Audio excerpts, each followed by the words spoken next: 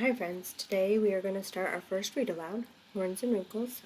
Dr. Hasty and I missed reading to you guys, so we decided we're going to do this. It's not for a grade, it's just for fun, and we usually will have some sort of question after each chapter that we read. I'm going to read the back of the book to kind of get your mind ready. How can you tell if a river's under a spell? River trolls, rock trolls, blue-winged fairies, the usual suspects. A stretch of the Mississippi where Claire lives has rumors of them all. Not that she's ever spotted any. But then Claire's cousin Duke takes a swim and sprouts a horn. A long, pointy, handsome thing.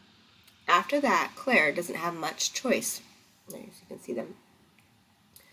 That something rivery is going on, especially since she's the only one who can help Duke lose his new addition. Now, as I'm reading this first chapter, I want you to pay very close attention to Duke, because that's going to be what I'm going to ask you to talk about at the end of the chapter. This chapter is also full of similes and figurative language, so listen carefully for some examples of those too. Horns and Wrinkles by Joseph Helderson. And there's just little pictures in this one. I'll get better at this. There you go. Chapter 1. Falling. My cousin Duke's troubles on the river started the day that he dangled me off the Wagon Wheel Bridge. It's an old stone bridge, abandoned now except for bullies and the occasional river troll in need of a hideout. Take it back, Duke shouted, holding me by the ankles. He was shaking me so hard that my lucky penny slipped out of my pocket and plopped into the river. You can take that as a sign if you want to, but it was Duke's luck, not mine, that went bad. Not in a million years, I told him. The river I was hanging over was the Mississippi, which was flooding, all muddy and solid-looking as a freight train, about 20 feet below my ponytail. It was early May. None of the trees had turned green yet, but you could smell it coming fast. I'd been out in my front yard that Saturday morning, exercising my friend Lottie, a box turtle who had wintered in my closet. Enter Duke, who scooped Lottie up, claiming she'd make some troll a nice snack. Since I wasn't big enough to stop him, I pleaded with him all the way to the river, where he tossed her in. For good measure, he tried to push me in, too. That was a mistake.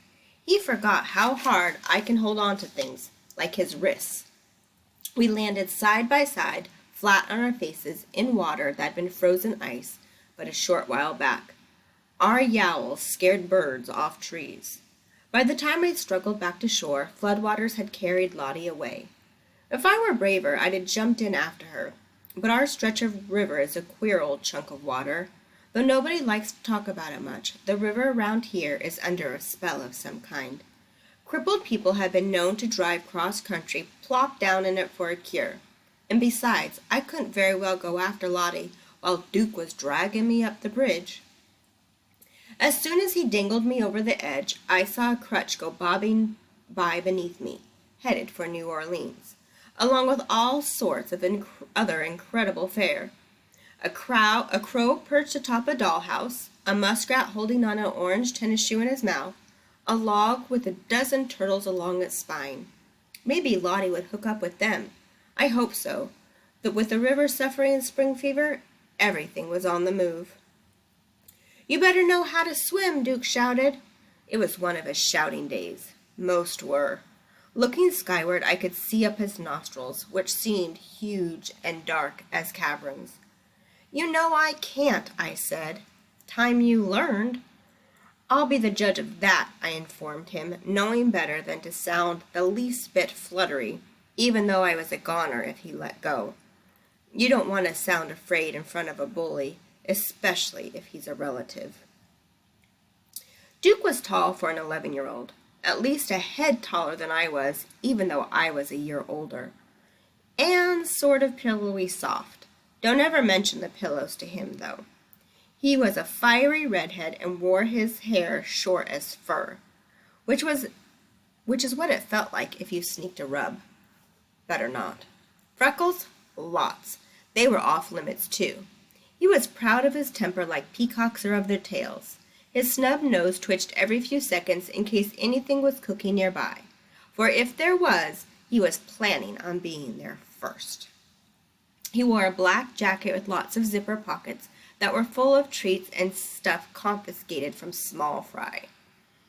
Now, confiscated means taken, and from Small Fry, I'm thinking he means smaller kids, because it sounds like he's a bully and he takes things from people. At the moment we were disagreeing about my baseball cap, which he had snatched while dragging me up the bridge. He was wearing it, but claiming he wasn't. I can't even think of why he'd want to wear a cap with the girl's name on it, except to start an argument. "Say your prayers, Claire," Duke shouted. But before he could think of how to threaten me next, a sweet old voice called up to us from below. "Excuse me," the old voice said. "Have you seen a muskrat go by?" Floating below us was a tall old lady in a red rowboat with yellow seats. She wore a blue flowery dress, a red checkered apron, one orange tennis shoe, one high top. Her other foot was bare. Her hands and apron had a dusting of white flour, and I caught a whiff of homemade bread. "Beat it, you old bat," yelled Duke. "His name is Prince Leopold," the old lady said, unperturbed, "and he was carrying one of my sneakers." "Can't you see I'm busy?" Duke shouted. "I think he went that way," I pointed where the muskrat had been headed. "You stay out of this," Duke warned. "Is that a girl you're holding?" the old lady politely asked. She held her hands above her eyes to shield against the sun glare off the water. "It's a warthog," Duke shouted. "It doesn't look like a warthog," the old lady tilted her head sideways for a better view. "It looks like a girl." "Are you calling me a liar?" The old lady thought that over.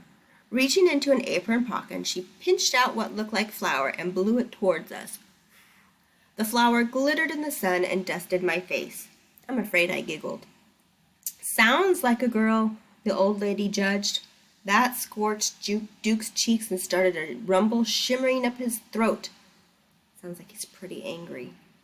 The last time I seen him this mad was when he was salt and peppered a grasshopper, but couldn't make me eat it. Leaning over the bridge to aim me better, he shouted, "You asked for it!" His grip tightened around my ankles as he positioned me for a direct hit. The old woman shook her head sadly at his efforts and called out, "You're sort of a wimp, aren't you, son?" Squinting one eye, Duke lined me up perfectly with the rowboat and broadcast with a great deal of satisfaction, "Bombs away!" A half-minute later, nothing had happened. Between Duke's sweaty palms and mine dripping socks, I began to worry that I might slip out of his grasp before he can drop me. "I'm waiting," the old lady called out. "You might think it wouldn't take long to fall 20 feet, but believe me, it can take up to most of a day. My eyes are open all the way too. The wind fluttered my ponytail and tickled my crooked tooth. I tried righting myself so I wouldn't hit head first, but I rolled too far and did a somersault. Everything seems stuck in turtle time." Do you think turtle time is fast or slow? Up on the bridge, Duke's eyes were as large as tennis balls. Down below, the old lady had positioned a plump cushion on the seat where I was headed. She sat with her hands folded on her lap as if waiting for someone invited to tea. Beside the boat, a muskrat head popped out of the water, holding an orange tennis shoe in its mouth. One look at me falling out of the sky made him dive elsewhere. Now that I was closer to the lady, I could see that she had reading glasses that hung around her neck on a gold chain. Wisps of white hair poofed out around a straw hat. Her face was as friendly as a daisy. I had time to take all that in, and I still wasn't done falling. In the name of science, I decided to try an experiment and count to 10 real slow. After that, there wasn't much doubt, but I counted to 10 again, even slower, just to make sure. That made it official. Something rivery was happening. At that moment, I was drifting downward with all the speed of a dandelion fluff. So is that very fast? Have you ever blown on those dandelions? And do those things fall fast or they kind of float down? Uh-oh. Tucking my feet under me, I alighted on the boat cushion like a perfect lady. "Hello," the old lady greeted.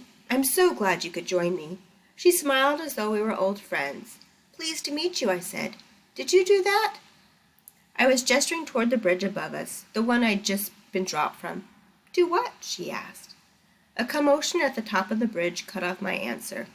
"My nose! My nose!" Glancing up, I saw Duke dancing around, holding his face as if he'd just been punched in the snout. As far as I could tell, he was all alone on the bridge. All right, so I want you to tell me what you think about Duke. Would you want to be his friend? Why or why not? How would you describe him? What are some of his characteristics?